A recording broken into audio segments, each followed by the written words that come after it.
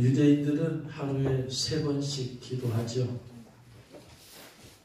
아침과 정오와 저녁 때에 하루 3번씩 기도하는데 이들이 기도할 때는 테필린이라는 것을 착용합니다. 테필린을 착용하고요. 테필린이 뭐냐면은 사진으로 보면 쉬워요. 머리에 이마에 지금 이게 뭐 하나 이렇게 묶었었죠. 그 다음에 팔에 뭐 하나 묶었잖아요.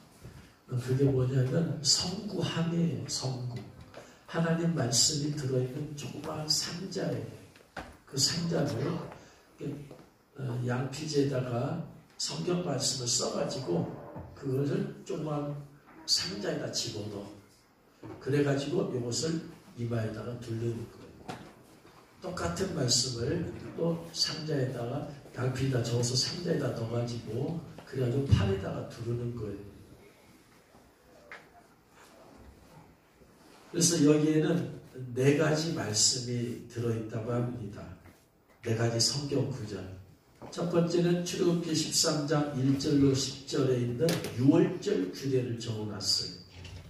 두 번째는 13장 11절로 16절 장자 성별에 관한 규례를 집어넣었어요. 세 번째는 신명기 6장 4절로 9절 오늘 읽은 그 하나님 사랑에 대한 이웃사랑, 하나님 사랑, 이웃사랑에 대한 규례를 써놓았어요. 써놓은 양피지가 들어있어요. 네 번째는 신명기 11장 13절로 21절 율법 복종에 관한 규례를 4가지 성경을 적어서 양피에다 적어서 돌돌돌 말아가지고 그 함에다 집어넣었어요. 이 13세 이상 된 유대인 남자들이 이렇게 하는 거예요. 그래서 이마에나 팔에 여기서 부착하면 테필립이라고 부르고 문설주에 붙이면 이걸 문설주에 매달면 매주자란 말은 문설주라는 말이에요. 왜냐하면 8절 9절 말씀에 너는 또 그것을 내 손목에 매여 손목이 매너고 손목이 우리가 생각하는 손목이 여기를 바로 위를 손목이라고 하는데 원어에는 손목이라고 되어 있지 않아요. 좀 이따 설명하겠습니다. 손목에 매어서 기호를 삼고 미간에 붙여서 미간이라는 것은 두 눈 사이에요. 그 눈 사이에 어떻게 여기 붙이겠어요? 그러니까 이마에다 붙이는 거예요. 이마에다 붙여서 표로 삼고 그 다음에 내 집 문설주와 바깥문에 기록하는. 그래가지고 뭐냐면 들어가면서 나오면서 그 계속해서 보라는 거예요. 이 4가지 규례를 반드시 지켜야 된다는. 그래서 이 테필린이라는 것을 우리 한글 성경에서는 경문이라고 번역되었어요. 경문. 마태복음 23장 5절 말씀에 마태복음 23장 5절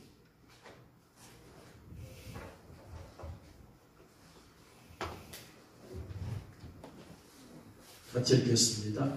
그들의 모든 행위를 사람에게 보이고자 하나니 곧 그 경문띠를 넓게 하며 옷수를 길게 하고 경문띠를 넓게 하고 경문띠라는 것은 아까 테필린을 묶는. 그래서 이 바리새인들이 비롯한 그 종교 지도자들이 이것을 머리에 매달고 팔에 매다는데 다 똑같이 매달잖아요. 이스라엘 사람들이. 자기도 좀 특별하게 보이고 싶은 거야. 이걸 좀 더 거룩하게 보이고 싶은 거야. 그래서 경문의 띠를 좀 넓게 매달고 좀 독특하게 보이려고, 마치 경건한 것처럼 보이려고. 예수님께서 그것을 뭐냐면 외식하는 것이라고 책망을 하지. 경건성은 그렇게 눈에 보이게 그렇게 띠를 넓게 해서 묶는다고 해서 테필린을 화려하게 막 빛나게 비싼 재를 써서 온다고 해서 그게 경건한 게 아니라는 거예요. 껍데기로 외식하는 거예요. 껍데기로.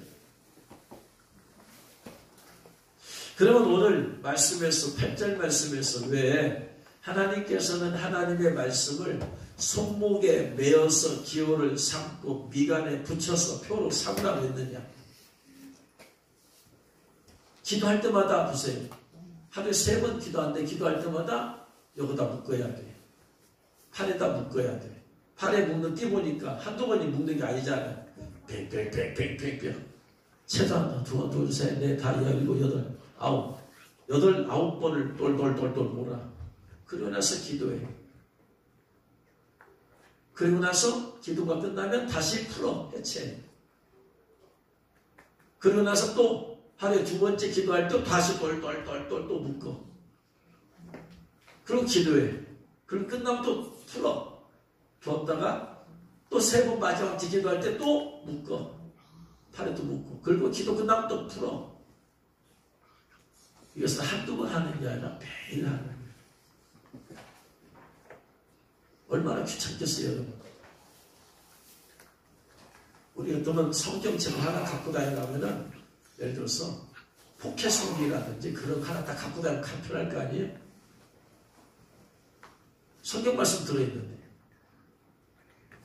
근데 왜 하나님께서 이마에다 묶으라고 하고 팔에다 매라고 한 거냐?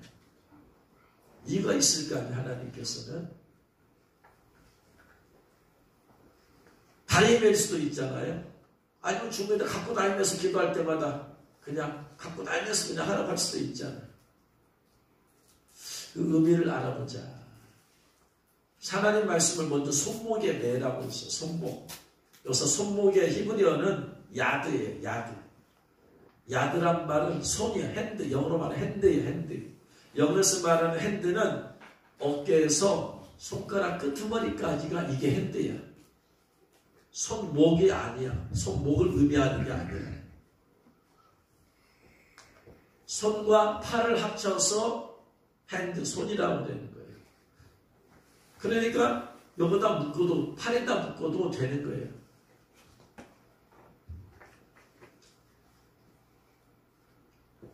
손목에 매어 기호를 삼으라. 기호라는 것은 사인이에요.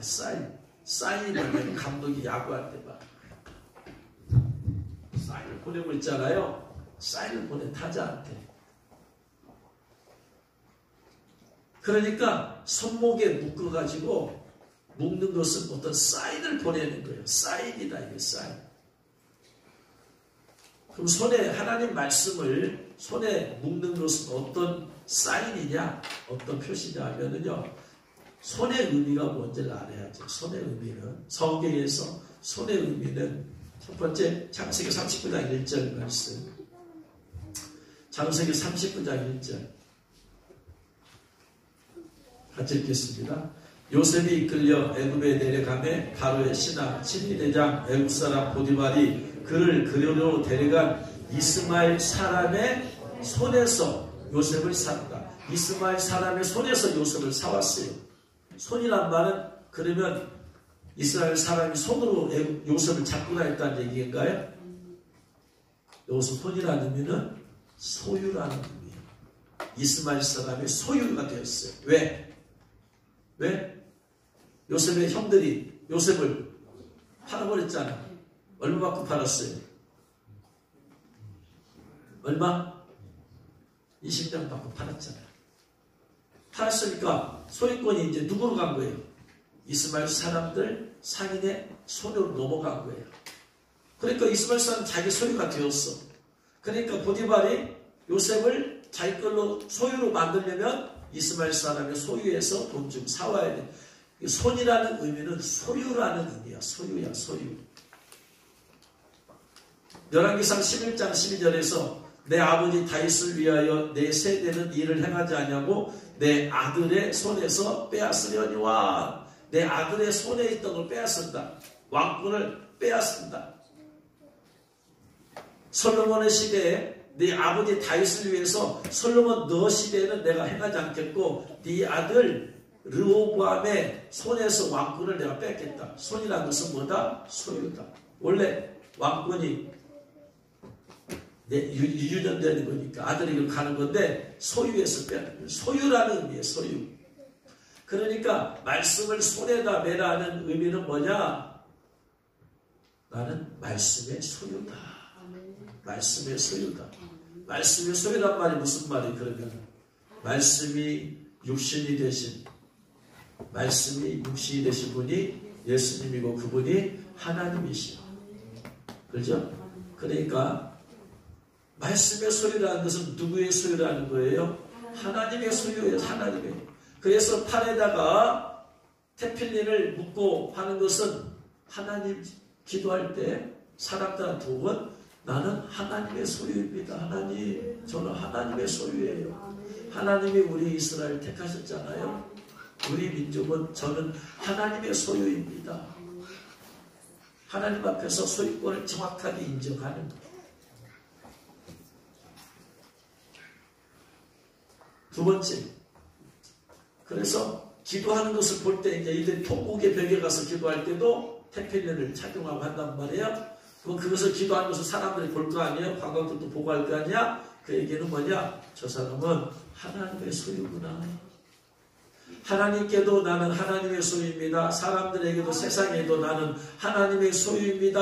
라는 것을 지금 사인을 주는 거예요. 외치는 거예요.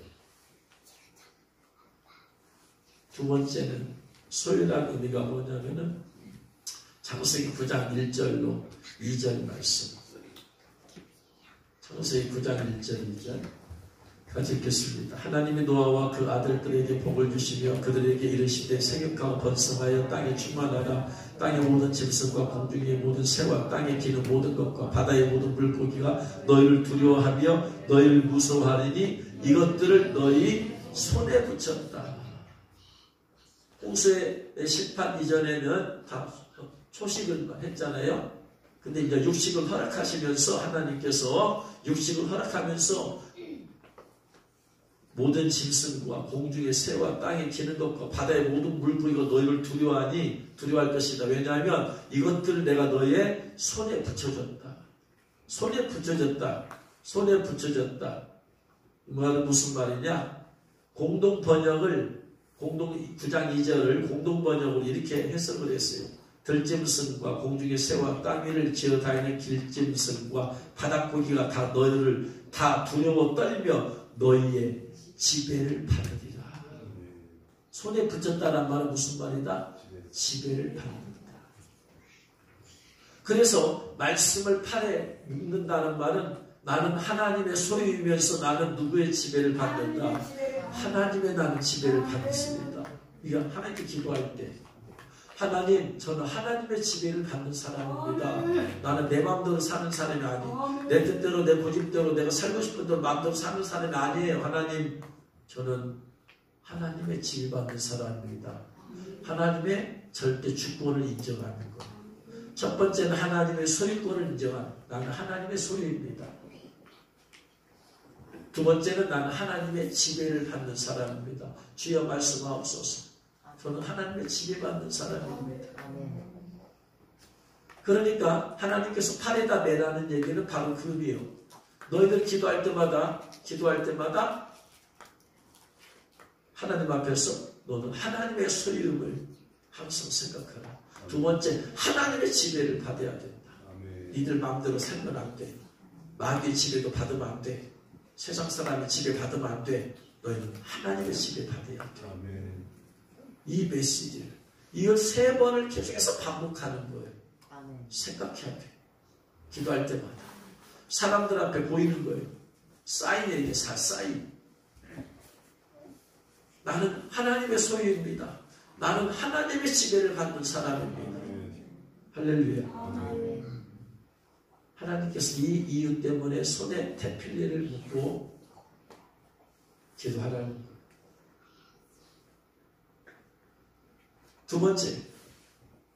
두 번째, 미간에 표를 붙여서 미간에 붙여 표를 삼으라. 미간에 이마죠. 신명기 6장 8절 이마에 붙여 이마에 붙여 미간이라고 하죠. 미간. 공동 번역은 이마라고 되어 있어요. 미간이라는 것은 미는 눈이죠. 아인이라는 눈. 히브리어 아인이에요. 간은 사이 간격이죠. 그 사이 아인바인이요. 두 눈썹 사이지만 눈썹 사이에 그 큰 것을 붙일 수 없으니까 이마에 붙이 이마에. 그래서 공동 번역은 이마로 표현을 했어요. 내 손에 매어 표를 삼고 이마에 붙여 기호로 삼어라. 표준 세번역도 이마에 붙여 기호로 삼으십시오 라고 했어요. 여기서 표를 삼으라고 했어요. 이마에 붙여 기호를 삼으라고 했고, 기호나 이게 기호가 무슨 말이냐면 히브리어로 토타파인데 표나 기호나 똑같은 사인을 의미해. 똑같은 사인이야. 단어만 다르지 의미는 똑같아. 팔에 묶는 것이 어떤 의미, 메시지를 전달하는 거예요. 감독이 하면서 타자에게 막 사인을 주면서 메시지를 전달하고 있잖아요. 이걸 메시지를 전달하는 거예요. 단순한 행동이 아니고. 이마에 붙이는 것도 메시지를 전달하는 거예요. 그 이마에 하나님의 말씀을 붙여가지고 표시하라는 거예요. 이마가 뭔 뜻이다. 이마가 무슨 의미가 있느냐면 계시록 14장 1절 말씀 보면 계시록 14장 1절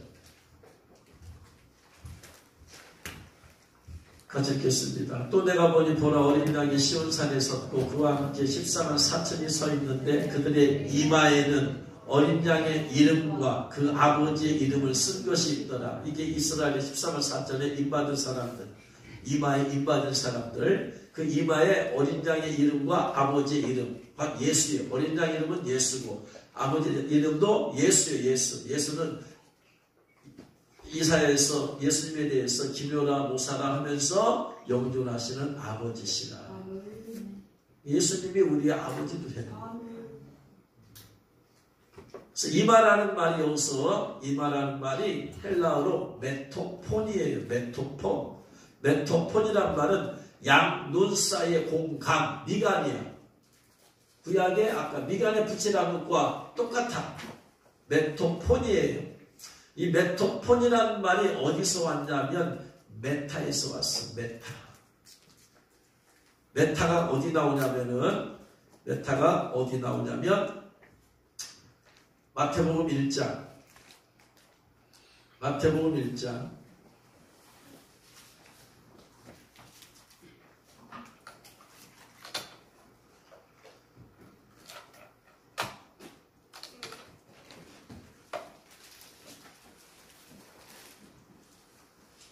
23절 말씀, 23절 같이 읽겠습니다. 보라 처녀가 잉태하여 아들을 낳을 것이요 그의 이름은 임마누엘이라 하리라 하셨으니 이를 번역한즉 하나님이 우리와 함께 계시다. 우리와 함께 계시다. 함께, 이게 메타예요. 메타.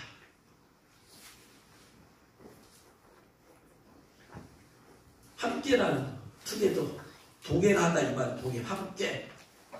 누구와 함께 동행하다, 동행하여. 메토폰이라는 이마를 상징하는, 이마를, 미간을 상징하는 단어가 메토폰 헬라인데 이것이 메타에서 왔다. 그러므로 이마라는 것의 영적인 의미는 동행한다라는 의미를, 메시지를 담고 있어. 동행한다. 이마에 붙여라. 이마에 붙여라는 말은 뭐다? 나는 누구와 동행하고 있다. 지금 하나님의 말씀과 동행하고 있다. 그런데 말씀이 육신이 되신 분이 예수님이고 예수님이 하나님이시니까 나는 누구와 동행하는 사람이다. 하나님과 동행하는 사람. 하나님과. 구약시대에 이마에다가 하나님 말씀을 붙이라는 얘기는 나는 하나님과 동행하는 사람입니다. 이메. 팔에 붙인 것이 나는 하나님의 소유입니다. 그렇기 때문에 하나님의 소유이기 때문에 하나님의 지배를 받습니다. 그것뿐만 아니라 나는 이마에다 붙여서 나는 하나님과 늘 동행하는 사람입니다. 하나님과 나는 동행합니다. 하나님과. 에녹이 하나님과 동행한 것처럼 나는 하나님과 동행한다. 하나님과 동행해야 된다. 에녹처럼. 이 의미. 하나님과 동행하게 되어지면 어떤 일이 있게 되느냐? 하나님이 동행할 때 나타나는 일, 가장 한마디 말씀으로 하면은 시편 23편 4절이에요. 시편 23편 4절.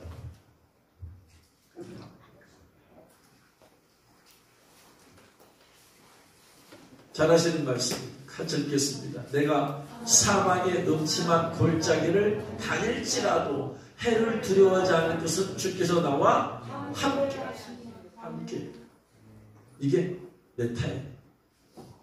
함께 동행하시는데 나타나는 것이 보다 사망의 음침한 골짜기를 다녀도 하나님이 지켜주시고 보호해 주셔서 해를 두려워하지 않게 된다. 어떤 죽음의 상황에서도 하나님이 동행하면 하나님은 동행한 사람을 그대로 죽게 내버려 두지 않는다. 지켜주시고 보호해주신다. 이게 다윗의 고백이잖아요. 다윗은 수많은 죽음의 위기를 겪었어. 골리앗 앞에서 죽음의 위기를 겪었어. 실제로 싸우면 한 주먹 가운데도 안 돼. 전쟁에 음침한 골짜기 사망의 음침한 골짜기 갔을 때 주님이 지켜를 보여서 골리앗을 무너뜨렸어. 사울왕이 그를 죽이려고 창을 던졌어. 그리고 그를 죽이려고 쫓아다녔어. 하나님께서 그와 동행해 주셔서 그를 지켜주시고 보호해 주셨어요. 그가 또 사울왕을 피하기 위해서 블레셋으로 갔어. 자기가 죽였던 골리앗의 그 나라로 갔어. 그러니까 블레셋 사람들이 다윗 죽여야 된다. 우리 골리앗 죽인 사람 아니냐. 했을 때 거기서 또 하나님이 지켜주시고 보호해 주셨어. 수많은 죽음의 위기 가운데서도 다윗이 고백하는 거예요. 하나님이 함께 하셨더니 내가 죽을 상황에서도 죽지 않게 되는구나. 왜? 하나님 옆에 함께하고 있는데 그 사람이 죽으면 하나님이 무기력한 거예요. 하나님이 함께하지 않았을 때 사람이 죽었으면 하나님과 아무 상관없어. 하나님이 지금 동행이라는 것이 뭐냐, 월크 투게더예요. 같이 걸어가고 있어. 지금 같이 걸어가고 있어. 야, 보세요. 아버지가 아들과 어린애하고 같이 걸어가고 있는데 누가 그 어린애를 죽이려고 했는데 아버지가 아무것도 못하면 그 아버지가 무슨 힘이 있는 거예요. 그게 있으나만 하지. 근데 아버지가 힘이 있고 아버지가 권세가 있고 권능이 있다면 어느 누구도 그 아들을 죽이거나 빼앗아갈 수가 없지. 하나님이 동행하는데 동행한 그 사람을 죽이는 하나님의 무능력을 말하고 있는 거예요. 그러니까 하나님은 그를 지켜주시고 보호해 주시는 거예요. 이게 지식적인 문제가 아니고 실제적인 문제, 영적인 실제적인 문제.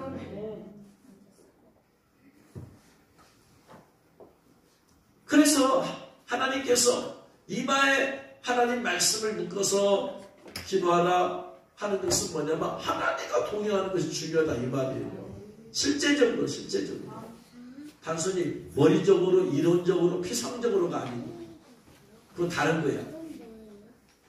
그만 예수님 믿는 사람이라고 다 하나님 동행하냐? 아니야. 하나님의 자녀가 되는 거하고 하나님이 동행하는 것은 전혀 다른 문제예요.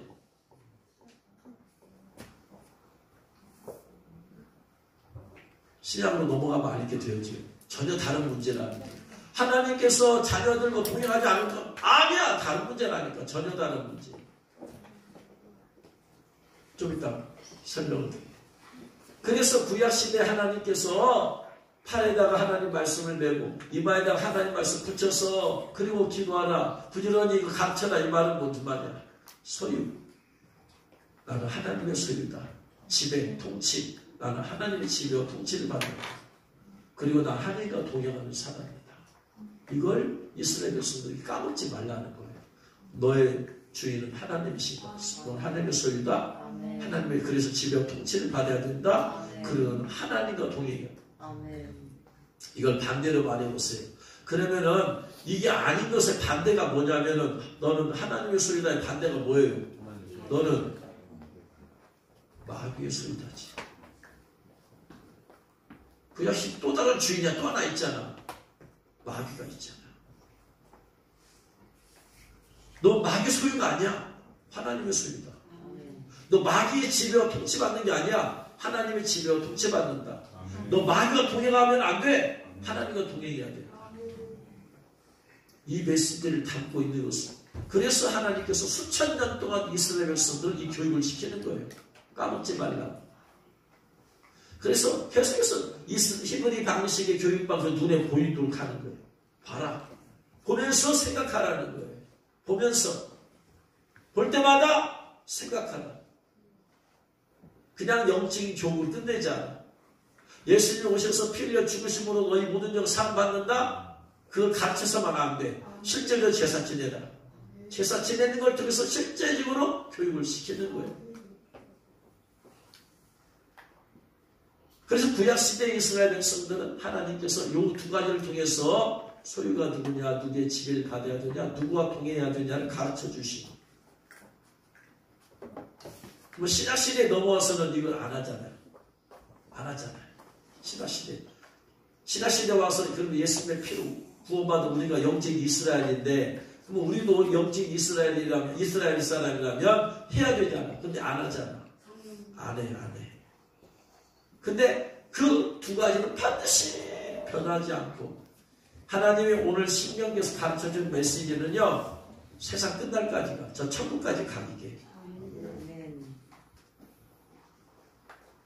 그러면 신약에 와서도 하나님의 소유라는 표시가 있어야 될까? 하나님의 소유다, 하나님의 소유고, 하나님의 소유이기 때문에 소유자의 말을 듣고 지시를 받고 소유자의 권세 아래 있게 되는 거예요. 그죠? 종은 종의 주인의 소유니까 주인의 지시와 말을 듣게 되고 순종해야 되고 권세 안에 있게 되는 거죠. 그래서 신약에 와서는 하나님께서 하나님의 백성들, 이제 이스라엘 백성 뛰어넘었잖아. 이스라엘 백성들이 예수님을 부인함으로써 이제 이방인에게 구원에 넘어갔단 말이야. 그럼 이방인들이 예수 믿고 구원받았으면 그들은 역시 하나님의 소유가 되어지고 하나님의 지배와 통치를 받아야 되고 하나님과 동행하는 삶을 살아야 된다. 똑같아. 구약시대는 육적으로 했다면 신약시대는 영적인 그것이 있어야 돼요. 그래서 하나님께서 신약시대에 와서 예수님 믿는 성도들에게 그 두 가지를 교육하시고 깨닫게 하신 것이 에베소서 1장 13절. 에베소서 1장 13절.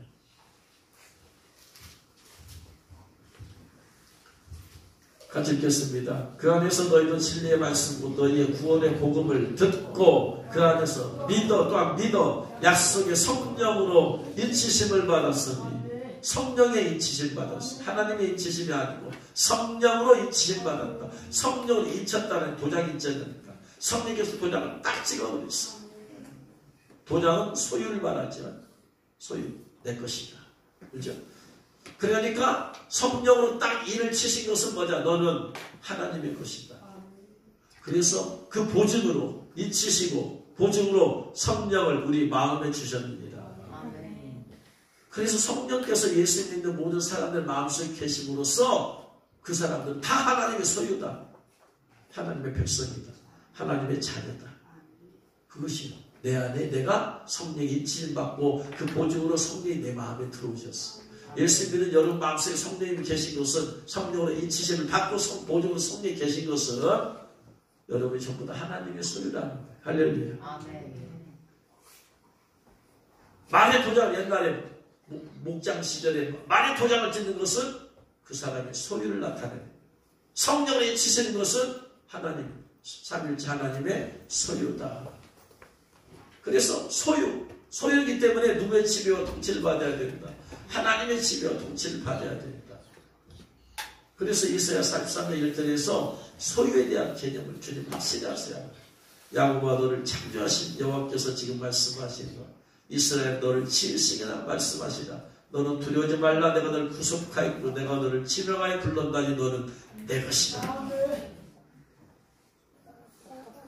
고린도서 1장 22절에서 그래서 그가 또한 우리에게 인치시고 도장을 딱 찍어서 하나님의 것이다. 보증으로 우리 마음에 성령을 주셨느니라. 그래서 구약의 오른팔에 하나님 말씀을 태필리를 묶는 것은 신약으로 와서는 예수 영접한 사람들에게 성령을 인치시고 마음에 성령이 계시도록 하셨다. 똑같은 얘기지. 두 번째, 구약시대에 그러면 이마에다가 이제 표를 붙여서 태필리 붙여서 묶어가지고 하는 것은 하나님과 동행이라는 거. 그럼 신약시대에 와서 주님과 동행은 대단히 중요한 것이죠. 동행. 그래서 아까 마태복음 1장 21절에 아들을 낳으니 이름을 예수라 하라. 이는 그가 자기 백성을 저희 죄에서 구원할 자이심이라 했어요. 그래서 예수님을 믿으면 소유가 바뀌어요. 그전에는 뭐냐? 너희는 너희 아비 마귀에서 난다니. 예수 믿기 전에 소유자는 누구였다? 우리의 소유자는 마귀였어요. 우리는 마귀의 소유였어. 예수님을 믿음으로써 이제는 우리의 소유가 바뀌었어. 하나님으로 바뀌었어. 할렐루야. 소유가 바뀐 것만이 중요한 게 아니야. 그 다음에 또 중요한 게 있어. 누구와 동행하느냐가 중요한 거. 동행하느냐.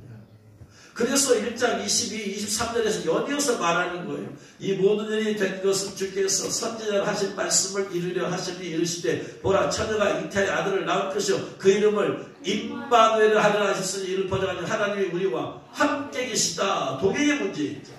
예수님 믿음으로 죄 사함 받아서 하나님의 소유가 되었으면 소유의 문제가 바뀌었으면 소유권이 이전되었어 하나님께로. 그 다음에는 이제 누구와 동행하느냐 대단히 중요한 거예요. 왜? 하나님의 소유가 됐다고 해서 항상 하나님과 동행하는 게 아니기 때문에 마귀가 얼마든지 동행할 수 있어요. 성도이면서도 마귀와 동행하는 사람이 많아. 그래가지고 수많은 사람들이 교도소 갔다 오고 죄를 냈어. 왜? 그 순간에 하나님과 동행하지 않고 마귀와 동행했기 때문에. 그래서 우리와 함께 계신다. 메타 이마에 하나님 말씀을 묻는 것과 똑같다라는 거예요. 그러면 동행이라는 의미가 뭐냐? 실제적인 이론적인 동행, 하나님 나와 동행에 이론적으로 알아서 동행하는 게 아니라 동행이라는 것은 실제야. 실제. 하나님 우리를 도장 찍었으니까 도장은 변함없이 있어요. 근데 함께 동행은 우선 같이 있어야 돼요. 보세요. 미정 가서 저기 있는데 제가 지금 미정 가서 동행하고 있어요? 안 하고 있어요? 안 하고 있어요. 저기 있잖아. 동행하려면 내 옆에 있어야 돼. 동행해야 돼. 동행이 같이 옆에서. 그럼 하나님과 실제로 동행하는 것이 나타나는 것이 뭐냐면 사도행전 10장 38절. 사도행전 10장 38절. 같이 읽겠습니다. 하나님의 나사렛 예수님에게 성령과 능력을 기름 붓듯 하셨으며 그가 두루다니시며 선한을 행하시고 마귀에 눌린 모든 사람 고치셨으니 이는 하나님이 함께 하셨습니다. 함께 메타예요. 메타. 하나님이 함께 있을 때 나타나는 것 어떤 일이냐? 두루다니며 선한 일 행한다. 마귀가 동행하면 악한 일 행한다. 하나님이 동행하시면 거룩하신 하나님이기 때문에 선한 일 행하신다. 두 번째, 마귀에 눌린 모든 사람을 고친다. 왜? 하나님은 능력이십니다. 선한 일 행하시고 마귀의 능력 고치는 현상이 나타난다. 현상이. 하나님과의 동행은 지식의 문제가 아니에요. 이론의 문제가 아니고 실제 문제예요. 하나님과 동행하는 사람과 하는 것이 두 가지다. 하나는 선한 일 행한다. 항상. 두 번째는 영적인 역사가 나타난다. 마귀에 눌린 자가 고치고 치유받고 귀신이 떠나가고 병든 자 고침받고. 할렐루야. 이게 실제적으로 지금 하나님의 동행하는 사람이 나타나는 거예요. 그러면 이런 역사가 하나님의 하나님의 백성이 선한 일을 행하고 마귀에 눌린 사람을 고친다. 이런 역사가 나타나는 사람이 얼마나 많이 있을까요? 실제 예수 믿는 사람들 가운데 선한 일을 행하려고 하는 사람들이 더 많이 있어. 그런데 실제적으로 마귀에 눌린 사람을 고치는 현상은 잘 나타나요? 안 나타나요? 잘 안 나타나요. 이게 나타나야지 그게 하나님 함께 하신 거예요. 뭐 어떻게 이렇게 함께 이렇게 역사 나타나냐? 그 앞에 봤더니 하나님이 나사렛 예수님에게 성령과 능력을 기름 붓듯 하셨다. 그런 이것이 동행입니다. 동행한 사람에게는 성령, 거룩한 영이 충만하니까 선한 일을 행하시고 능력을 기름 붓듯 했으니까 마귀에 눌린 자 고치고 성령 충만함은 거룩하신 영이기 때문에 거룩하게 살고 선한 일을 행하고 하나님의 능력이 임하면 그 능력으로서 귀신을 쫓아내고 이것이 나타나는 한마디로 말하면 하나님과의 동행은 뭘 통해서 나타나느냐? 성령 충만이에요. 성령 충만. 성령 충만함이 곧 하나님과 실제적으로 동행하는. 성령 충만하면 두 가지 현상이 나타나. 첫 번째, 선하늘 향하는 마음이 맞추죠. 그래서 그 안에서 성령의 열매가 나타나. 성령의 열매. 두 번째, 능력을 주셔서 마귀의 노린 자를 고치게 하신다. 은사가 나타나요. 열매는 내적으로서 선하늘 향하게 하려는 마음, 착하게, 선하게, 거룩하게. 은사는 외적으로 능력을 주어서 실제적으로 마귀 번성을 깨뜨리게 하시고, 이것이 하나님이 함께 하시는 거예요. 이게 동행이에요. 이게 동행. 그러니까 실제적으로 하나님과 동행하는 사람들이 많지 않은 걸 알 수 있어. 그렇죠. 성령 충만함을 받아야지 실제적인 함께 하신 동행함이 나타난다. 그러니까 구약시대의 에녹이 몇 년 동안 하나님과 동행했다? 300년 동안 하나님과 동행했다는 얘기는 에녹이 300년 동안 성령 충만했다. 300년 동안 성령 충만한 상태로 살았어요. 그러니까 성령 충만하니까 그냥 죽음을 맛보지 않고 들림받아 가버려요. 휴거는 이거예요. 이 땅에서 성령 충만하게 에녹처럼 살면 주님은 오시면 그냥 데리고 가버리시오. 이게 슬기로운 다섯처녀. 슬기로운 다섯처녀는 등과 함께 기름을, 성령 충만의 기름이 준비되어 있으니까 여러분 휴거 간단해요. 그냥 이 땅에서 내가 성령 충만한 가운데서 주님과 동행하면 그냥 들림받아. 착한 일 행하게 하시고 마귀의 능력 고치고 성령 충만한 가운데 살면 주님은 데리고 가십니다. 할렐루야. 그래서 신약시대는 예수 믿음으로 구원받아서 마음속에 성령으로 인치심 받고 보증으로 성령에 계신 것이 이게 소유권의 문제고, 두 번째 성령 충만함은 동행의 문제예요. 동행의 문제. 그래서 내가 주님과 동행하기를 원한다면 어떻게 해야 된다? 성령 충만 받아야 된다. 성령 충만. 할렐루야. 아멘. 성령 충만함은 실제적으로 지금 실제 동행의 실제이 나타나는 거예요. 영적으로. 그러면 성령 충만이 아닌 사람은 동행하지 않아. 동행하지 않으니까 마귀가 계속해서 했어. 사울왕 보세요. 처음에는 성령 충만했어. 그러니까 하나님 동행해 주시는 거예요.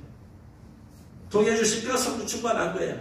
근데 그가 죄를 짓고 회개 안 하고 하나님이 떠나가 버렸어. 동행을 거절했어. 하나님. 그러자마자 바로 하나님의 도시 악신이 찾아와 버렸어. 하나님이 동행하고 있을 때는 감히 악신이 사울왕을 잡고. 그러니까 마귀는 처음부터 사람과 동행하지 않아. 먼저 죄를 지켜봐. 유혹을 해. 유혹을 해. 사울왕에게 죄를 짓도록 유혹을 해.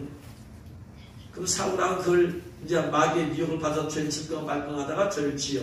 죄를 지어도 하나님을 기다려. 참고 기다리시오. 회개하길 기다리시오.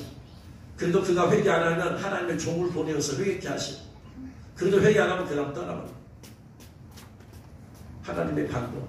첫 번째, 양심을 죄를 지면 양심을 통해서 깨우친다. 회개해라. 양심의 가책이 됐다는 얘기는 하나님이 회개하라는 얘기예요. 근데 거부해.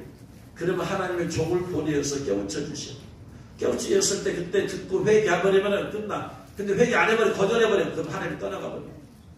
다윗이 죄를 지었을 때, 살인죄와 간음죄를 지었을 때 하나님은 양심을 통해서 말했지만 깨닫지 못해. 그러니까 두 번째, 나단 선자를 보내어서 깨우쳐 주시오. 나단 선자를 보내서 깨우쳐 주셔서 다윗은 즉시 회개해버려. 주여, 그리고 내게 성령을 거두지 마옵소서. 왜?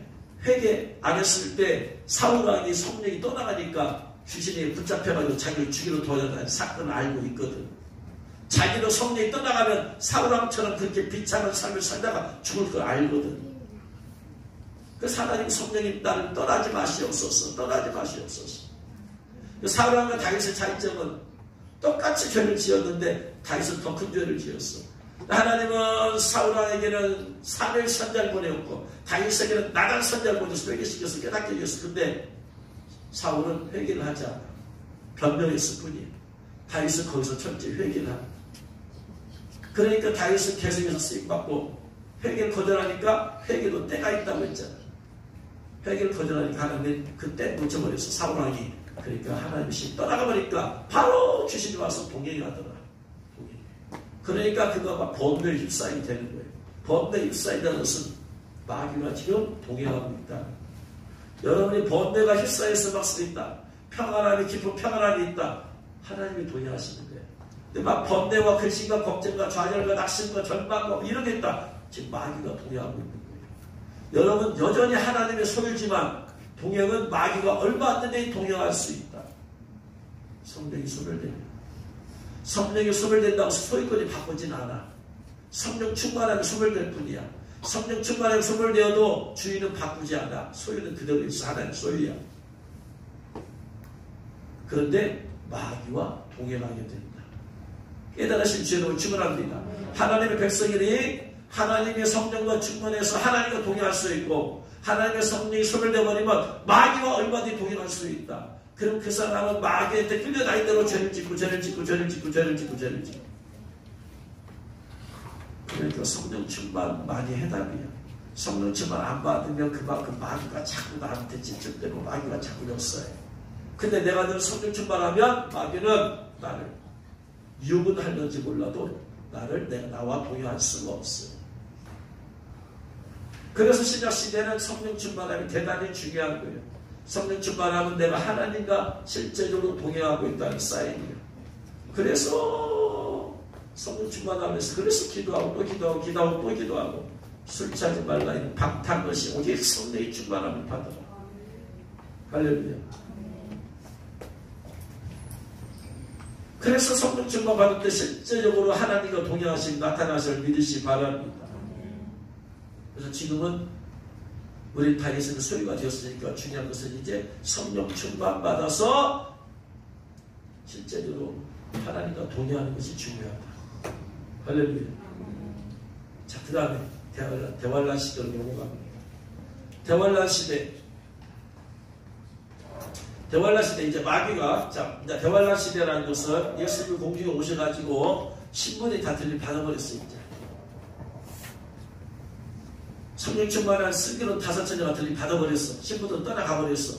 이제 남아있는 성도들은 인을 받았는데 예복을 못 입었거나 예복을 입었는데 예복이 더러워졌거나 회개를 안 해가지고 더러워졌거나 예복을 못 입었거나 물론 불신자는 다 대환란 남고 성도들 가운데 대환란에 남는 사람은 예복을 못 입었거나 예복을 입었는데 더러워져서 휴거되지 못했거나 이거예요.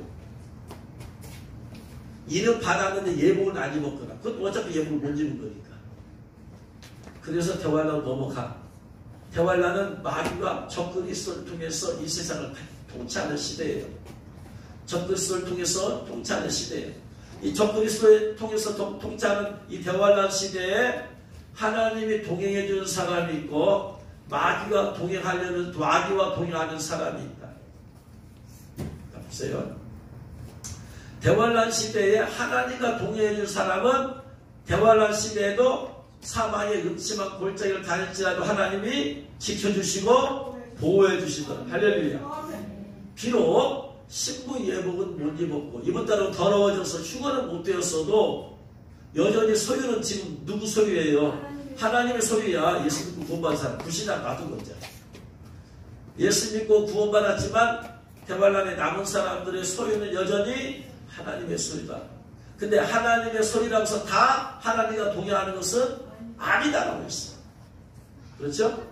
하나님 백성이면서 마귀와 동행해서 죄를 짓고 한 사람이 얼마든지 많다.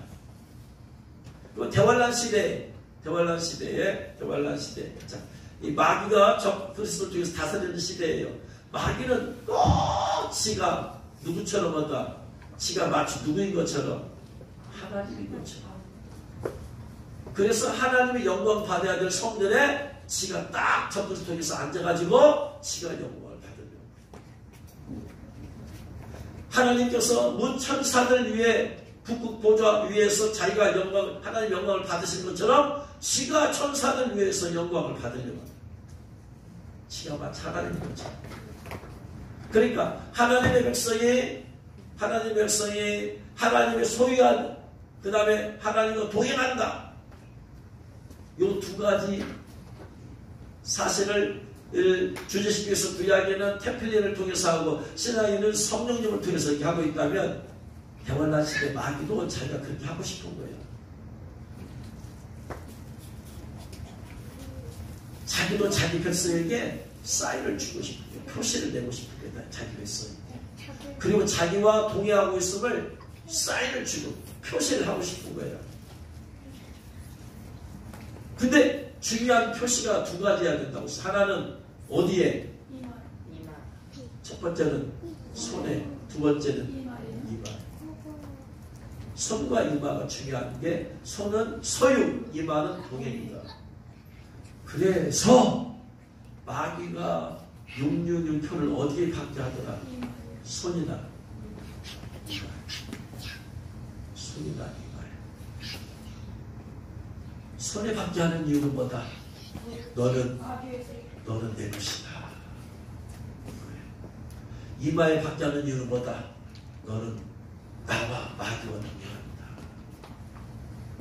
이거예요. 신명기에서 시작된 손과 이마가 적그리스도가 다스리는 그 대환란 때 마귀가 그 짓을 행하고 있는 거예요. 예수님 믿는 사람이라도 그래서 손이나 이마에 표를 받아버리면, 손에 표를 받으면 그 전까지는 하나님을 소였지만 표를 받는 순간에 소유가 누구로 바뀌어버려요? 마귀로 바뀌어버려요. 이마에 표를 받는 순간에 누구와 동행하게 되어지는 거예요? 마귀와 동행하게 돼요. 그러니까 그 사람은 예수 믿고 구원받았어. 표를 받으면 어디 간다? 지옥 가지. 지옥은 원래 누구를 위해서 만들어놨다? 마귀와 그의 사자들을 위해서 예비된 명령과 불못에 들어가라. 마태복음 25장 그랬잖아요. 그래서 예수님 믿는 사람이 표를 받으면 지옥 가야 되는 이유가 바로 그 이유 때문에 그래요. 소유와 동행의 문제 때문에 그런 거예요.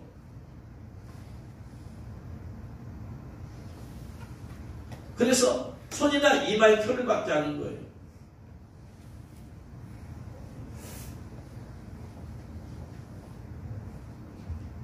계시록 14장 9절 말씀 보니까 또 다른 천사가 셋째가 그 뒤를 따라 큰 음성이 있는데 만일 누구든지 짐승과 공상이 경배하고 이마에나 손에 표를 받으며 그 표는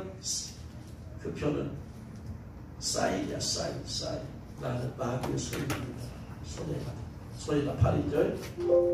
두 번째는 이마에 받으면 나는 마귀와 동행합니다.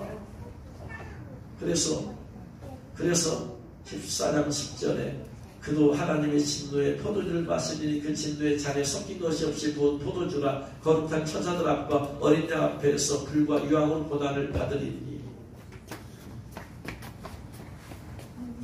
그러면 적그리스도가 다스리는 그 시대에 마귀는 적그리스도를 통해서 사람들로 하여금 자기 자신의 소유를 나타내고 자기 자신의 동향을 나타내기 위해서 손이나 이마에 표를 받게 한다면 그때도 대환란 시대 하나님의 백성들이 있잖아. 하나님의 백성들이 구원받은 백성들, 휴고 못된 성도들.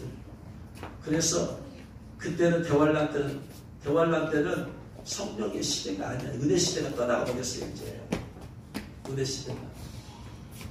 그렇기 때문에 대환란 시대에 그때 보호받는 성도들에게 있어야 할 것이 반드시 어디서나 뭐다. 하나님의 백성들에게는 하나님이 함께하는 사람이 두 가지가 있어야 된다. 소유와 동행의 문제가 있어야 된다.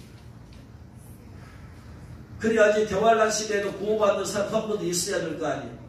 이 적그리스도 마귀와 적들을 통해서 믿지 않는 사람뿐만 아니고 믿는 사람들까지 영혼을 끌고 지옥을 가려고 할 때 하나님이 지켜주시고 보호해주기 위해서는 이미 예수를 믿는 사람들은 소유는 그대로 돼 있다.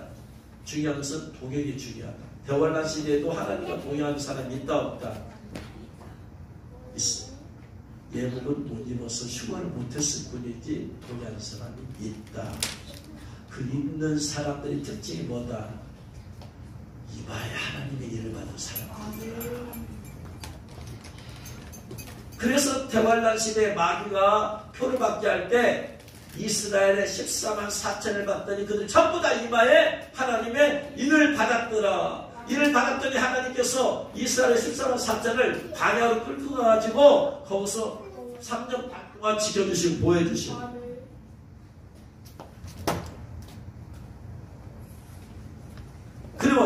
이방인들도 있을 거 아니냐. 이방인들도 있더라. 봤더니 그들이 이방인들은 그 하나님의 보호함을 받으니까 그들은 둘 중에 하나를 얻었다.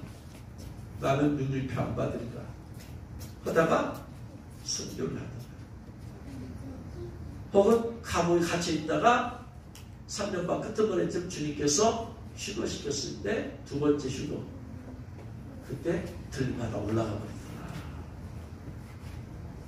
그래서 대환란 시대에 하나님이 함께 하시고 지켜주시고 보호하는 사람의 특징이 이마에 하나님이 받는 사람입니다. 그 외에는 없어요. 왜? 그때는 성령 충만함이 없으니까. 그 시대에 성령 시대가 아니야. 이제 성령 시대는 예수님께서 공중에 오셔서 신부들 데려간과 동시에 성령 시대는 끝났어. 성령 충만함을 부어주고 막 그런 때가 없어. 그래서 대환란 시대에 보호받는 사람은 유일하게 이마에 임받는 사람들만 보호받는다. 그때 막 기도 온다고 올라가지 막 성령 충만 받고 없다는 거야. 그때 막 대환란 시대에 기도하면 또 그냥 하나님 일을 받고 없다니까. 대환란 시대에 이미 일을 받았는데 휴거되지 못한 사람들이 대환란에서 이마라는 건 동행이라고 했잖아. 그 임받은 사람들, 이스라엘 14만 4천과 이방인의 각 나라와 족속과 백성과 방언에서 셀 수 없는 사람들이, 그 사람들이 이를 받았지만 예복을 못 입었거나 예복을 입었어도 더러워져서 휴거 못한 사람들이 하나님의 구원을 받더라. 그 대환란 시대 유일한 구원의 방법은 이마에 임받은 사람밖에 없어요. 여러분 죄를 못 축원합니다. 그래서 대환란 시대에는 마귀의 소유다, 마귀와 동의한다를 위해서 손이나 이마에 표를 받게 하고 벤치를 받게 하고. 그러니까 지금부터 베리집 하지 말라는 얘기야. 베리집 받는다. 소유자가 바뀌어버린다. 이 말. 동행이 바꿔져 버린다. 이 말. 이런 걸 모르고 베리집이 666이 아니라고 그 사람. 그 사람 다 어떻게 하려고 모르겠어. 그래서 마귀는 소유나 이마의 표를 통해서 소유와 동행을 해결하고, 하나님께서는 예수 믿는 성도는 이미 하나님의 소유가 되었으니까 두 번째는 동행에. 왜 동행이 아니라 사망이 없지만 골짜기에서 하나님 지켜주고 보여야지. 그러니까 그 사람도 일 받은 사람. 일이 안 받은 사람들은 결국은 다 받게 되어 있어. 이미 예수 믿고 구원을 받았어도 결국은 표를 받아서 소유권이 바뀌어져 버리고 동행이 바뀌어져 버려. 그러니까 심각하다 이 말이에요. 하나님 말씀이 놀라운 말씀 아니에요. 그래서 우리의 문제는 소유권의 문제와 동행의 문제더라. 마지막에 가봅니다. 천국에 성안에 가봤어요. 성안에 갔더니 성안도 마찬가지다. 신명기에서 시작된 말씀은 소유와 동행의 문제다. 대환란 넘기 시작하면은 이제는 이마가 중요한 것이다. 이마. 대환란 시대에도 이마에 임받은 사람. 지금도 이제 주님께서 많은 사람이 일을 쳐주시고 있잖아요. 그래서 성안에 이제 새 예루살렘 성안에 들어가 봤어요. 요한계시록 22장 1절로 4절. 요한계시록 22장 1절로 4절.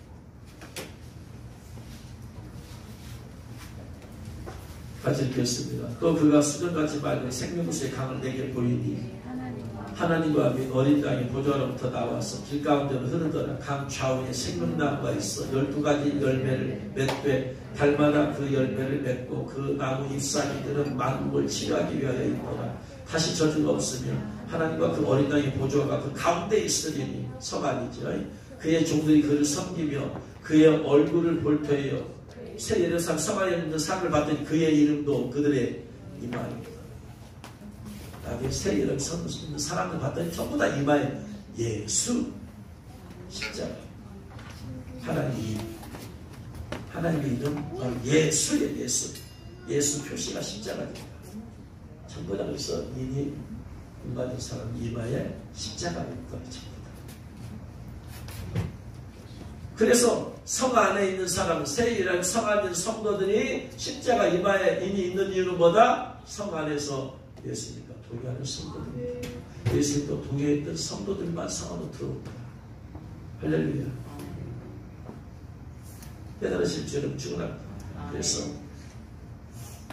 말뿐이 그냥 이론적인 하나님과 동의 아니고 실제적으로 하나님께서 내가 너와 동의한다는 확실한 사인이 오늘날은 하나님 일이 되어버렸어요. 여섯 번째 일이 되어진 이후로 하나님께서 이제 확실히 하나님과 동의한 사람의 이마에 일을 쳐주시더라. 십자가를 그려주시더라. 이 일은 없어지지 않아. 이는 없어지지 않아. 예복은 입으면 더러워지고 검정색이 되면 찢어지다가 벗겨질 수 있지만 하나님의 이면은 그렇게 되지 않아. 그러니까 중요합니다.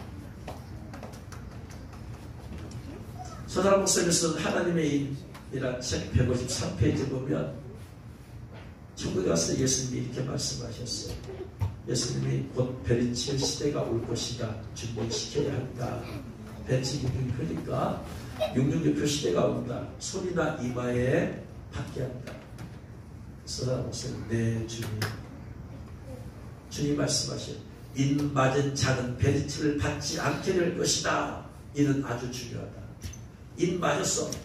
하나님은 소유뿐만 아니라 하나님을 동행하고 있어. 그러니까 예수님 그랬잖아. 어느 누구도 내 손에서 빼앗을 자가 없다. 동의하고 있다. 어느 누가 예수님 손에서 빼앗어요. 인을 맞게 되어지면 실제적으로 하나님께서 인 맞은 성도들을 지키고 보여주는 천사를 다 파송해버려요. 마귀가 와서 빼앗지 못하도록.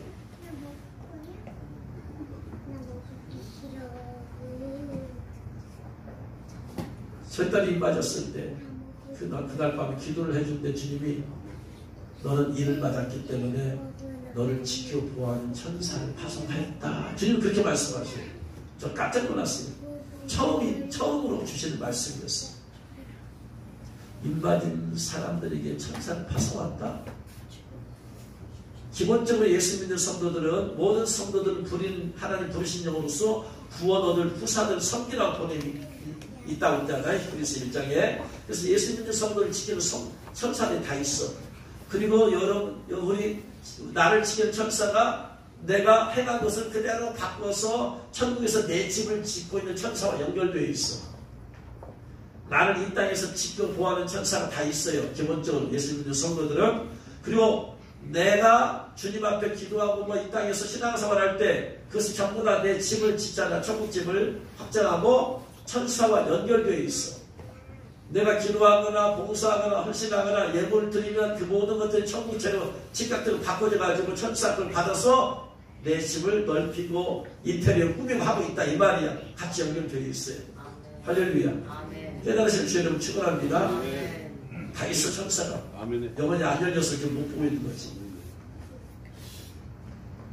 근데 천사에도 계급이 있기 때문에 힘센 천사가 있고 전투하는 천사가 있고 치유하는 천사가 있고 열을 돕는 천사가 있고 천사들 그게 그래서 많은 일을 행하려면 그를 돕는 천사들이 많아야 해요. 하나님이 여러분 대통령이 전부 다 사사건건 일을 본인이 가서 다 해요? 아니면 지시를 해요? 지시하죠. 하나님이 다 사사건건 사사건까지 다 오면은 천사들은 더 어디다 써볼게. 천사들은 하나님의 그것이 종인데 주인이 먼저 할 때 종토에서 하지 주인 다 앉잖아. 하나님도 마찬가지야. 특별한 일 아니면 하나님은 다 종을 보내. 누가 이신 온다. 예수님 오셔서 대구하는 경우도 있지만 천사 보내. 야 마차 가지고 가서 대박 오너라. 대부분 하나님 천사는 종들이기 때문에 천사를 지킨다 이 말. 그래서 기도응답도 하나님께서 다니엘 기도했을 때 기도응답도 하나님 직접 한 게 아니고 기도응답을 줘서 천사를 보내는 거예요. 천사 가지고 오다가 불장에서 막힌 거지. 막히니까 또 하나님이 미가엘 천사장을 보내서 뚫어줘라 하니까 또 천사가 오는 거예요. 하나님은 지시하시지 특별한 일 아니고. 할렐루야. 아멘. 그래서 하나님의 일을 받은 성도에게는 새로운 천사를 보냈다라는 말씀을 주셔가지고 정말 그럴까 확인해봐. 그래서 저희 딸한테 물어봤어요. 혹시 너희 교회 목사님이 혹시 그런 말 한 적이 있냐?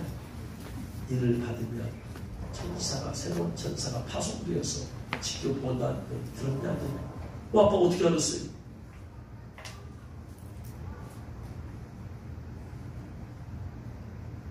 우리는 교회 다니면서, 나우사 교회 다니면서 그 영적인 얘기를 많이 들어요. 이냐? 그러고 있어요. 못 봐서 그렇지. 그래서 그 일을 받았을 때 보호되는 파송된 천사가 대환란 시대에 지켜주고 보여주신다. 할렐루야. 아멘. 최소한 그래서 하나님의 일을 받아야 된다. 거기다가 예언까지 입어버리면 그냥 대환란 통과하지 않고 들림받고. 할렐루야. 아멘. 깨달으시는 제도를 축원합니다. 아멘. 그 두 가지를 갖추면 1등 신부가 되는 거예요. 물론 이제 더 거룩과 성화가 더 있겠지만 아무튼 어쨌든 간에 일을 안 받았으면 그러면 다섯 번째 나팔자인 황충제한테 다섯 달 동안 고통을 받아. 근데 예복 관리 잘했으면 그 고통 다섯 달 동안 다 하고 나서 나중에 예수 모시면 휴가는 돼. 황충제한 일과 연관되어 있기 때문에. 근데 일은 받았어. 근데 예복을 못 입었어. 그러면 일은 받았기 때문에 황충제한 면할 수 있어. 근데 휴가는 못 돼. 대환란 넘어갔는데 일은 받았기 때문에 하나님이 지켜주시고 보여주셔서 짐승의 표 안 받게 하고 나중에 그 시대에 죽거나 고난을 당하다가 나중에 휴가하게 해주신다. 인도받고 예복도 입어서 관리했으면 1등 신부가 되어서 주님께서 다 들림받는다. 할렐루야. 아멘. 그래서 여러분 1등 신부가 되시는 주 여러분을 축원합니다. 아멘. 그래서 소유는 반드시 지배와 연결되어 있어. 종이 주인의 말을 듣지 이웃 사람의 말 듣겠어요? 이 집 사람 말 들어요? 자기 주인의 말 들어요? 내가 하나님의 소리를 하면 하나님 말씀의 지배를 받아야 돼. 아멘. 허탄한 것, 허탄한 생각, 세상적인 이론 따라가지 말고 하나님의 말씀의 지배를 받아야 된다. 성령의 음성의 지배 받아야 된다. 할렐루야. 아멘. 두 번째는 성령 충만해서 하나님과 실제로 동행해야 된다. 그래야지 성령의 역사가 나타나.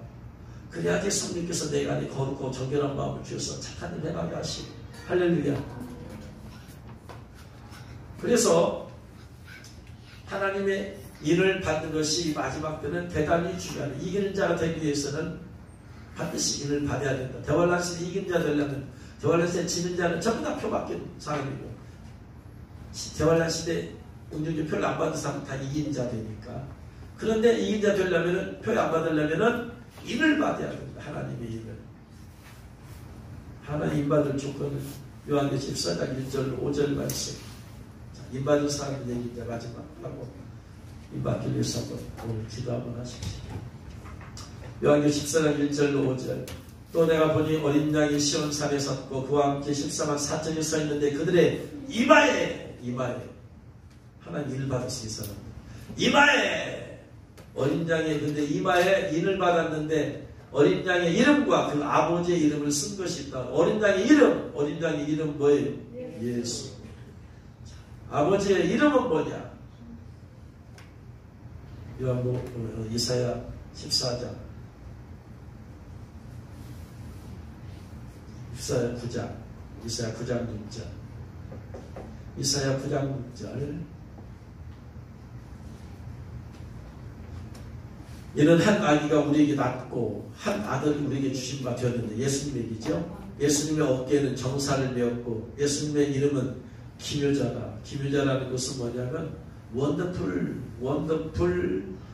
기묘자 원더풀 놀라운 일을 행하시는 놀라운 기적을 행하시는 분 기이한 일을 행하시는 놀라운 능력을 통해서 인간 세상에 행할 수 없는 이적을 일으키신 분이다. 이 말은 기묘자라.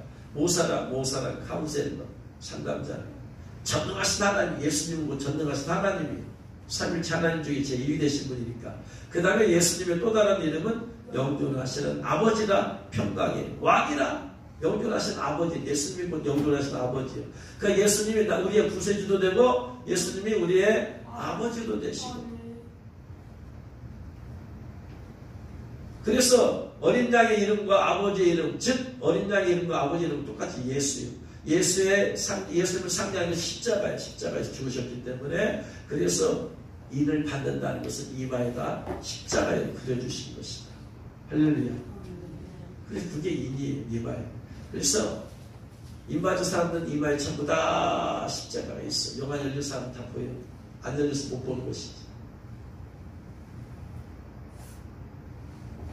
내가 하늘에서 나는 소리를 들으니 많은 물소리가 끊기죠. 14장 2절 우리 소리 같은데 내가 들은 소리는 거북 타는 자들이 거북을 타는 것 같더라. 그들이 보좌 앞과 내 생물과 장로들 앞에서 생노래를 부르니 땅에서 속량함을 받은 14만 4천 밖에는 너희 이 노래를 배울 적 없더라. 이 사람들은 이제 14만 4천에 임받은 사람들이 어떤 사람들이냐, 그들의 어떤 신앙이 어떤 특징이 있느냐 나타나는 것은 여기밖에 없어요. 4절 5절밖에. 임받은 이스라엘 14만 4천 임받은 사람들이 그들이 어떤 삶을 살았길래 이렇게 임을 맞았냐 봤더니 첫 번째, 이 사람들은 여자와 더불어 더럽히지 아니하고 여자와 더불어 더럽히지 아니하고 여자와 더불어 더럽히지 아니한다. 여기서 말하는 여자는 영적인 상징이지. 왜냐하면 이 사람들에게는 남자도 있고 여성도 있어. 여성 남성 다 있어. 남자가 있다면 여자와 더불어 더럽히지 않았다면 아니 저기 가늠이건 알 수 있지만 이스라엘 14만 4천 가운데 여성도 있고 남성도 있어. 그럼 여성이 여자와 더불어 더럽히지 않을까? 그럼 동성애 안 했다는 얘기인가? 그 말이 아니고 여자는 성경에서 계시록에서 여자는 두 종류 사람을 얘기해요. 첫 번째는 이스라엘 상징이에요. 계시록 12장 1절에서 하늘에 큰 이적이 보이니 해를 옷 입은 한 여자가 있는데 그 발 아래에는 달이 있더라. 해를 옷 입은 한 여자, 이스라엘 상징이에요.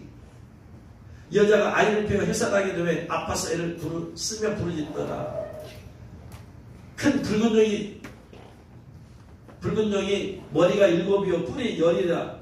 그 하늘의 별 3분의 끌어다가 용이 해산하는 여자 앞에, 용이 해산 여자 앞에 그가 해산한 여자를 삼키고자 하더니 말하면 예수님이 태어날 때 얘기해요. 예수님이 태어나려고 할 때 헤롯이 그를 죽이려고 했잖아요. 여자가 아들을 낳으니 이는 장차 철장으로 만국을 다스릴 남자라. 예수님 얘기해요. 이 아이를 하나님 앞과 그 보좌 앞으로 올려가더라 하면서 여자가 광야로 도망하게 되면 대환란 시대에 이제 여자 이스라엘 14만 4천이 도망하게 되면 1260일 동안 1260일 3년 반 그를 양육하기 위하여 하나님께서 예비하신 곳이 있더라. 그래서 이스라엘 사람들을 말합니다. 첫 번째 여자. 두 번째 여자는 이 세상이라는 음녀예요. 음녀. 계시록 13장 17장 3절 4절 5절 계시록 17장 3절 또 성령으로 날 데리고 광야로 가니라. 내가 보니 여자가 붉은빛 짐승을 탔어. 여자가 근데 그 짐승의 몸에 하나님을 모독하는 이름이 가득하고 하나님의 이름을 모독하는 그 짐승을 여자가 탔어. 그럼 여자가 그 붉은빛 짐승은 한 편이겠어요? 다른 편이겠어요? 한 편이지. 그러니까 타지. 하나님 모독한 이름에 누가 타고 있어요? 여러분이 하나님 모독한 이름이 있는 이름이 써진 그 말이 있으면 타겠어요? 안 타지.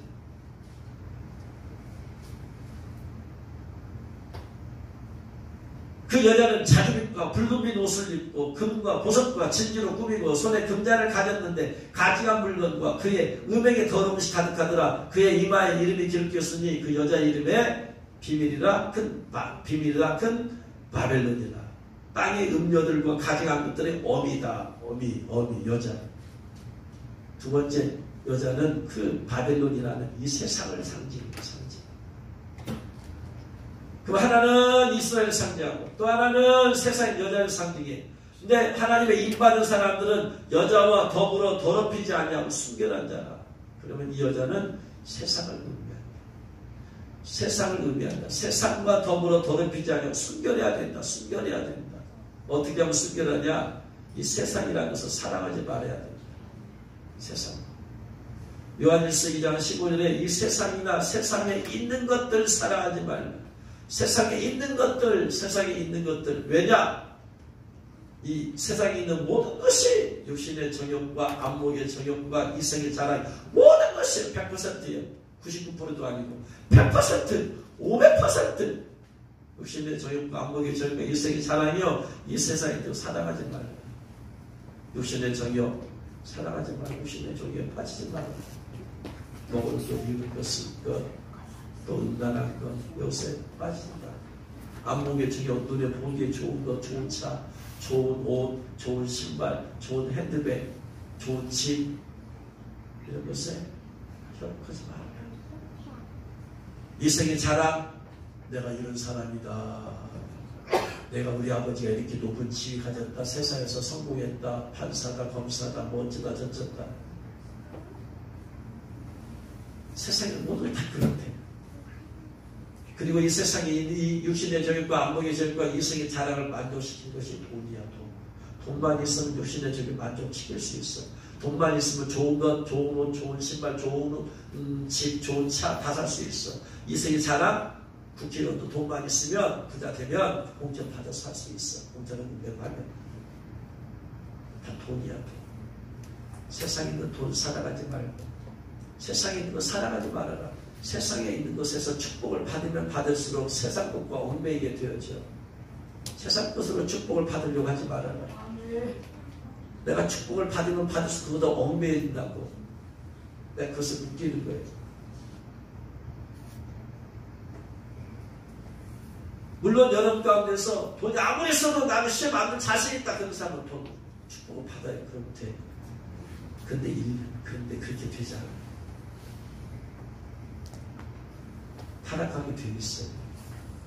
지금 시대는 또 마지막 시대라서 이런 것을 그냥 돌아보지도 마. 그래 세상 것으로 말미암아 더럽히지 않도록 해야 된다. 내 영혼이 순결한 영혼이 되어야 된다. 오늘 사람이 일반하게 뿌리에 1만 가지 죄악의 뿌리가 다 보니까 돈이더라. 돈. 사람들이 뭐 때문에 싸우고 다른 것 같아. 다 돈 때문에 싸우고.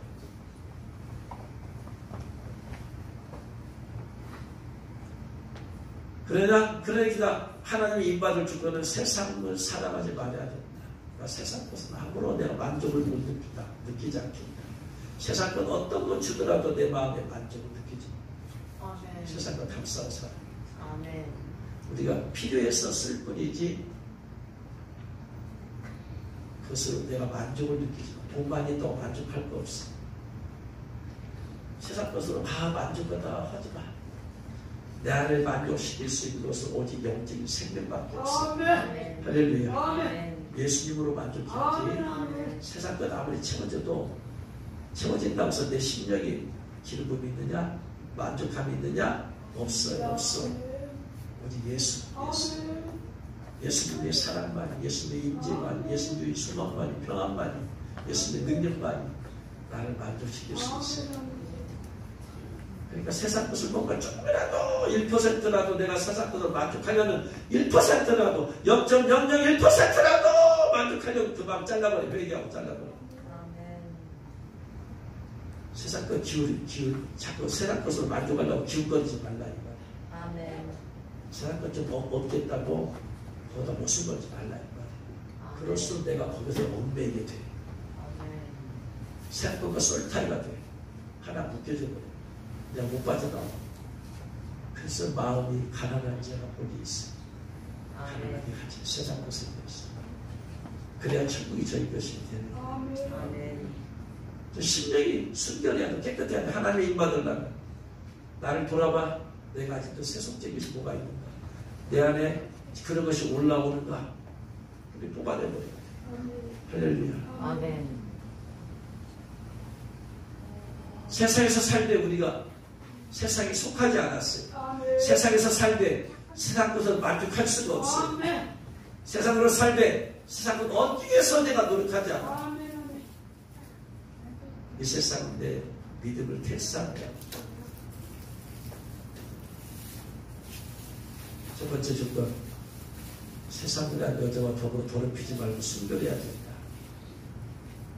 두 번째, 5절 말씀 보니까 거짓기도 어디여서 5절 말씀 보니까 입에 거짓말이 없고 전부 흠이 없어야 된다. 두 번째 조건, 임받은 사람한테 입에 거짓말이 없다. 거짓말. 때로는 거짓말.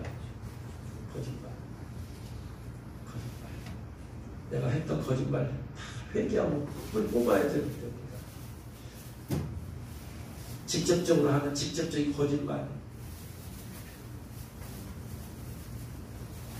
사람들의 말을 다 믿을 수가 없죠. 어떤 청년이 나한테 와가지고 자기 억울함을 막 얘기해요. 나는 그냥 별 잘못도 없는 것 같은데 사람 날 고소한대. 그래서 야, 그러냐. 야, 참. 그래서 어려움도 당하고 그래요. 야, 제가 들을 때는 고소 당할 일도 아닌데 고소를 당해가지고 뭔가 억지로 꼭 이렇게 설켜서 들은가 보다. 야, 그런 것을 원인이 네가 세상을 좋아했으니까 세상 끊어라. 세상을 만족하고 먹기 위해서 세상에 자꾸 기웃거리니까 세상을 기웃거리니까 세상을 야곱에까지 지다가 거기를 기웃거리다가 거기서 성폭행을 당하잖아요. 뭐하러 기웃거려. 기웃거리지 않았으면 그 일도 안 당했을 텐데 예수 믿는 사람 자꾸 세상을 기웃거려. 세상 것 좀 얻어보려고 한번 거기에 얽히게 되는 거예요. 야, 너 세상 것 자꾸 기웃거리지 말아라. 자꾸 얽힌다. 근데 나중에 알고 보니까 다 그게 거짓말이야.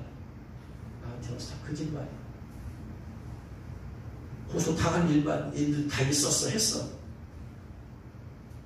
근데 나한테 와서는 그냥 자기는 그냥 뭐 별일도 아닌데 사람들도 아니고 고소하고 별일도 아닌데 할인금 내야 된다고 고소 안 한다고 하고.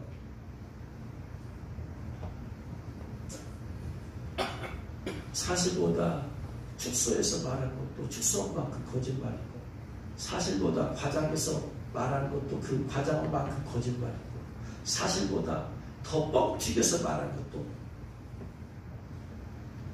거짓말이야. 한번 그런 거야. 너는 맨날 왜 그래? 거짓말. 하고 언제 맨날 그랬어? 어쨌든 한 번 하는 걸 가지고 왜 맨날 그러냐고 과장을 하는 거예요. 사람들은 내가 잘못한 것을 축소시키려고 해. 정직하지가 않아. 책임 모면하려고. 거짓말이야. 안 본 것을 본 것처럼 상상해서 자기 생각을 상상이라는 생각을 더해서 말을 해. 거짓말이야. 사실 확인을 하고 나서 정확하게 사실 확인하고 나서 그 다음에 그걸 알아야 돼요. 정확하게 이제 판단돼야 되는데 사실 확인도 안 하고 마치 자기 생각을 더해서 상상해가지고 말을 해. 어떤 사람에 대해서 거짓말이야. 회개해야 돼. 자기가 확인하지 않은 것은 말하면 안 돼. 남들의 말을 다 믿을 수가 없더라 이 말이에요. 왜냐? 그 사람을 뻥튀기해서 말할 수 있고 축소해서 말할 수 있어. 근데 내가 그 사람의 말을 딴 데다 전해서 그대로 그 말이 사실이 아닌 걸 나는 전했어. 그것도 거짓말이야. 내가 거짓말 전달자가 됐잖아. 그것도 거짓말이야. 남 얘기 내가 듣고 그대로 말하면 안 돼. 저렇게 사실 확인되지 않은 소문을 또 그터라더라 가더라. 거짓말이야. 이거 다 회개하지. 우리가 다 회개해야. 그래서 주님은 예, 아니요 이것만 말해라. 이 얘기를 재밌게 하기 위해서 막 과장해서 거짓말. 재밌게 하기 위해서 뻥튀기 하는. 재밌게 하려면 여러분 사실만큼만 얘기하면 재미가 있어요 없어요? 사실에는 재미가 없어. 거기다 플러스 알파 양념을 좀 첨가시켜야지 재미있지 이게. 양념이 다 거짓말이야. 우리는 재밌게 얘기하는 게 중요한 게 아니라 진실을 얘기하는 게 중요한 거예요. 할렐루야. 다 회개해야 돼. 다 회개. 그래야지 하나님의 일을 받아. 그 다음에 흠이 없어야 된다. 흠이. 아론의 대제사장, 아론의 후손 중에서 아론의 후손들이 제사장 되잖아요. 하나님께서는 아론의 후손 중에서 흠이 있는 사람은 제사장 되지 못하겠어. 흠이 있으면. 레위기 21장 21절에 제사장 아론의 자손 중에 흠이 있는 자는 나와 여호와께 화제를 들지 못할지니 흠이 있은즉 하나님께 음식을 드리고 화제에 흠이 있는 사람은 나올 수가 없어. 나오지 마라. 하나님은 완전하신 분이에요. 흠이 하나도 없는 분인데 흠 있는 사람 나오면 안 된다. 하나님께 드린 제물도 흠 있는 것을 드리면 안 된다. 제사장은 자기 자신 제물이 되는 거예요. 그러니까 흠 있는 거 드리면 안 돼요. 하나님이 거룩하시기 때문에 하나님을 섬기는 제사장도 거룩해야 돼요. 21장 23절에 휘장 안에 들어가지 못할 것이요 제단에 가까이 하지 못할지니 이는 그가 흠이 있습니다. 이와 같이 그가 내 성소를 더럽히지 못할 것은 나는 그들을 거룩하게 하는 여호와의 이민이라. 그래서 하나님은 흠이 없기를 원하세요. 우리를 구원하신 목적은 흠이 없도록 하기 위해서요. 에베소 1장 4절 5절 곧 창세전에 그리스도 안에서 우리를 택하사 우리로 사랑 안에서 그의 앞에 거룩하고 흠이 없게 하시려고 흠이 없게 하시려고. 예수님은 흠이 없는 분. 흠이 없는 제물을 드리는 것은 예수님이 흠이 없기 때문에 흠이 없는 예수님을 상징해. 그 예수님이 신부가 되는 우리, 예수님이 신부가 된 우리도 흠이 없어야 돼. 흠이. 베드로전서 2장 9절에서도 9절 14절에서도 그러나 너희는 택하신 족속이 왕같은 제사장들 거룩한 나라 그의 소유된 백성이니 이는 너희를 어둠 데서 불러내어 그의 기이한 빛에 들어가신 이의 아름다운 덕을 선포하게 하려 하심이라. 베드로전서 4장 14절에 그러므로 사랑하는 자들아 너희가 이것을 바라고 나니 주 앞에서 정도 없고 흠도 없고 평강 가운데 나타나게 없어라. 정도 없고 흠도 없는 정보다 더 센 높은 단계가 흠보다 더 센 높은 단계가 정도 없는 거예요. 흠 없는 것이다. 흠 없는 것을 제물로 드려야 할 때는 눈먼 것, 절름발이, 병든 것, 다친 것. 예, 흠이 없는 것은 육안으로 금방 분별이 돼야 안 돼요. 눈 멀었어. 금방 나타나. 병들었어. 금방 나타나. 다리를 절어. 금방 나타나. 상처가 나서 피 흘려. 금방 보여. 흠 있는 것은. 그래서 그냥 흠이 없다라는 말은 그냥 보면 보이는 거예요. 근데 정음비 없는 걸 보려면은 제물들 다 털을 뒤집어 까봐야 돼. 그러니까 점까지 없는 신부가 되도록 하려면 사람 다 뒤집어 까봐야 돼. 그 사람 말과 행동과 대인관계, 가정생활, 직장생활, 누가 그 사람에 대해서 뭐라고 하면서 그래서 어느 누가도 그 사람에 대해서 안 좋게 생각하는 사람, 안 좋게 이렇게 막 하는 사람이 없도록 하는 정도까지가 돼야지 한 정도 없다고 할 수 있어. 가정생활까지 다 까봐야 돼. 부부관계까지 어떻게 되는가, 남편한테 잘하고 있는가, 아내한테 잘하고 있는가, 자식들한테 어떻게 하고 있는가, 부모한테 어떻게 하고 있는가 다 까봐야 돼. 그러고 나서 이 사람은 어떤 관계에서도 찾아내기 어렵다 하면 점이 없는 거예요. 마치 다니엘을 고소하려고 다 찾아봤어. 그냥 이 사람이 뇌물 받은 적이 있냐, 이 사람이 좀 누구한테 좀 안 좋게 한 적이 있냐 다 까봤더니 하나도 없더라. 결국 이 사람은 다니엘을 고발할 것은 하나님께 3번 기도하는 것밖에 외에는 없구나. 우리의 목표가 점까지 없는 것까지 가야지 끝나서 점이 없을 수가 없어. 목표를 높이 잡아야지 그보다 조금 못해도 높은 수준에서 가. 근데 흠이 없는 정도까지만 잡으려고 하면은 그 이하로 돼. 우리는 어차피 그 정도까지 우리는 도달 못해. 연약해서. 그러나 부단히 그렇게 하려고 하다 보면 그보다 조금 못 미치면, 네? 쉽게 이런 말이에요. 호랑이 그리려고 애쓰다 보면 나중에 못 그리면 고양이라도 그리지만 처음부터 고양이 그리려고 하면 쥐새끼밖에 못 그린다 이 말. 나의 거룩한 수준을 높여야 된다. 할렐루야. 아멘. 점도 없고 흠도 없는 신부가 되는 거야. 아멘. 점도 없고 흠도 없는 신부로 살아가려고 돼. 아멘. 할렐루야. 아멘.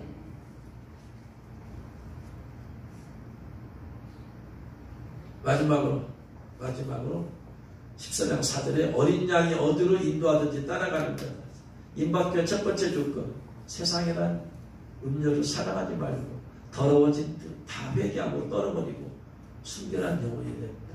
두 번째, 거짓말이 없어야 됩니다. 첫째, 회개해버리고 거짓말 않기 결단해요. 세 번째, 흠이 없어야 됩니다. 회개해버리고 내가 점도 없고 흠도 없이 살리자. 마지막으로 어린 양이 어디로 인도하든지 따라간다. 어린 양이 어디로 인도하든지 따라간다. 어린 양이 어디로든지. 이게 무슨 말이냐. 마태복음 16장 24절에 예수님께서 제자들이 이르시되 누구든지 나를 따라오려거든 자기를 부인하고 자기 십자가를 지고 나를 따르라. 어린 양이 어디로 인도하듯이 따라가려면은 예수님께서는 자기를 부인해야 된다. 두 번째 십자가 지고 나를 따르라. 그러니까 예수님 따라가려면 나를 부단히 부인해야 돼. 부인하고 나의 자신의 생각, 내 자신의 취향, 내 마음대로 살려고 하는 거 부인하고 포기하고 내려가고. 그리고 뭐냐, 십자가 지고 나를 딴다. 십자가는 그 당시 죽음이에요. 십자가 지고 나 따라 이거는 죽을 각오하고 따라오고. 내가 예수님과 함께 죽으리라. 나의 생명은 이 땅에서의 의미 없다. 나는 주님을 위해서 말씀대로 살다가 죽으리라. 그리고 나는 이 땅에서 영생의 꽃이 피우는 게 아니라 저 천국에서 영생의 꽃이 피우리라. 할렐루야. 죽으면 죽으리라. 각오와 결단을 해야 돼. 내가 말씀대로 살다가 주님께 순종하다 주님 기쁘시게 하다가 죽으면 죽으리라. 각오를 해야 돼. 세상 사람이 날 이 땅으로 때리고 돌 던지면 나 돌 맞아 죽으리라. 나 그들에 대해서 분노하지 않으리라. 나에 대해 욕하는 사람 분노하지 않으리라. 날 이날 산다 때려도 나는 분노하거나 욕하지 않으리라. 그냥 돌 맞고 죽으리라. 아멘. 싸우는 것 자체가 벌써 내 자아가 살아있는 거야. 내가 억울하다는 것 자체가 자아가 살아있는 거야. 내가 하지도 않은 말 했다고 하고 누군가 내가 하지도 않은 행동을 했다고 한다. 내가 너무 억울해. 억울하지요. 자아가 살아있는 거예요. 예수님 언제 했다는 말 들었을 때 억울하다고 했어요. 거짓말로 증인들 세워가지고 예수 죄인 받고 잘못된 뼈아를 받고 책임을 당했을 때 예수님께서 한변했어요. 받아들였어요. 이 땅에서 내가 억울하다는 거 내 자아가 살아있어서 그런 거야. 죽어 그냥 받아들여. 그냥 누가 뭐라고 하면 그냥 나란 존재는 그거 받아들여도 괜찮은 존재야. 만화의 왕신 예수님도 그거 다 받아들였는데 내가 무슨 대단한 존재라고 못 참아. 자, 살았어. 돌 던진다? 쇠같은 돌 맞아 죽어 그냥. 비난의 돌 던지고 그냥 돌 맞아 죽어. 그러면 주님은 나중에 기회를 주실 수 있어. 변호할 수 있는 기회를 주십니다. 우리 모여서 난 이단을 때려서 목사된 날 쌤이 날 쫓아내려고 했어. 나 그냥 좋다. 말도 아니. 받아들이지. 어차피 뭐 책사 내고 워낙 받을 걸 각오했으니까. 그 영혼들이 불쌍할 뿐이지.